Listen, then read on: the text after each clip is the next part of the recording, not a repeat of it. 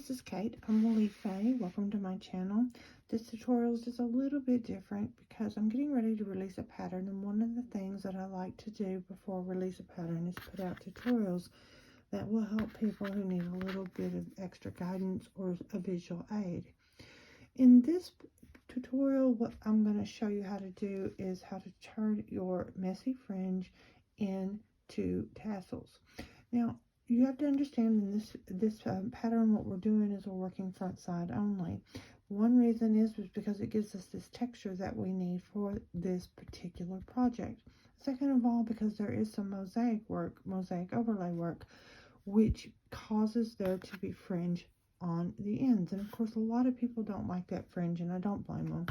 But my solution in this particular pattern to that is to create a very short row of tassels. So of course we've got this fringe, so we're going to work around that. So here's what we're going to do. We're going to take this tassel right here, and we're going to move it to the top. This will be the tassel for this stitch here. So what we're going to do then, we're going to have three long, very long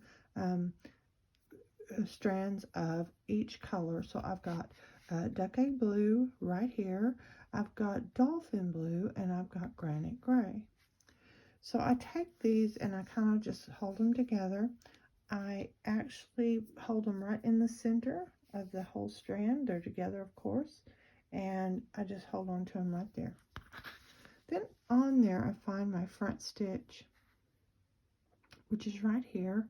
I don't really want to do it that close, I don't think. I'll go ahead and do that. Okay.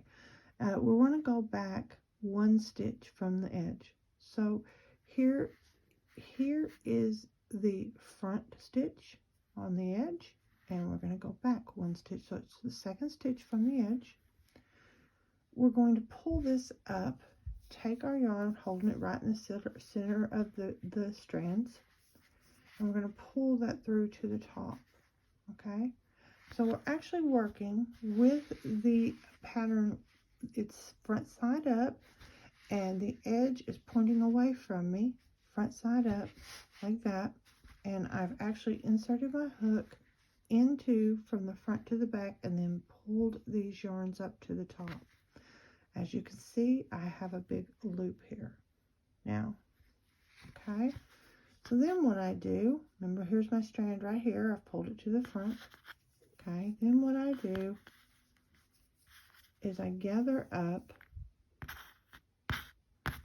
those strands, and there should be 6 there, 2 of each color, and there are. Okay, and I pull this other strand that I had on top and I join them all together.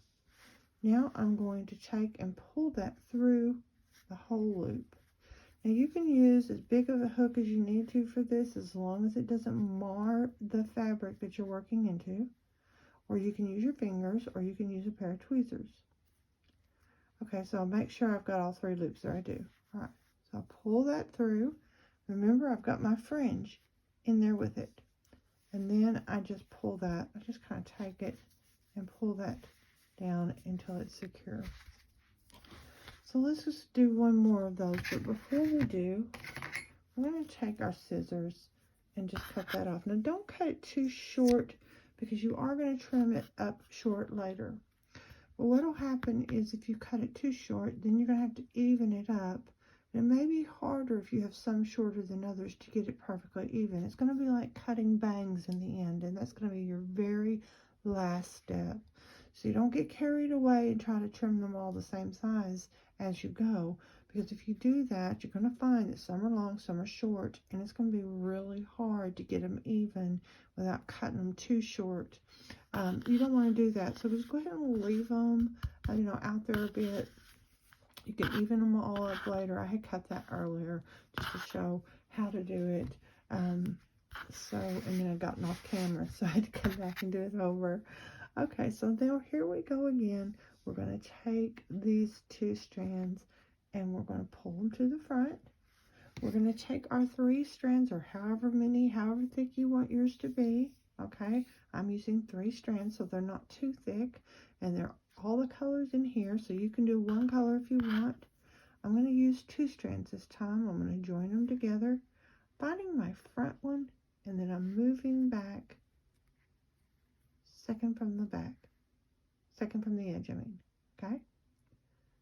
So second stitch from the edge, there's the front one, there's the second one. Okay, I move these forward because I'm going to pull these two into it. I grab this yarn and I pull it through. Remember, I kind of grabbed it in the center there. Just pull it up. Now, if you don't want it to be twisted, you can always just take your hook and put it back in the other side. All right, now you can use, again, I said this before, use tweezers or even your fingers if it's more comfortable for you, if you find they're hard to grab. Now, you'll notice here, I don't have all of those strands, okay? I've only got 3, so I am missing the other 3 that come with it. So you want to be sure that you grab them all, okay? You want all of them in there. That one, we'll pull that up there too, because that should have gone in with the others. So here we are. I'm going to use my fingers this time. I'm going to stick them into there. See? And I'm just going to grab that and pull it through. So you can use your hook. You can use a pair of craft tweezers. Or you can use your fingers. However it works for you, but that's the whole mechanism. The next thing you want to think about is if you get gaps that are too big. So let's just say I want to come over here and I look and I go, I don't like that gap. Or I come over here and go, I don't like that gap. And what I'm going to end up doing is coming in and inserting my hook into the second stitch back and just adding another tassel there. And you're not going to have any yarn to pull through, any fringe to pull through, but you could fill the gaps that way if you feel like the spacing's too far apart. So anyway, I hope that helps you, and don't forget to like and subscribe and share. And I hope to see you soon, because I've got some really great tutorials coming up with some stitches you're going to love that are not related to my patterns. So see you there.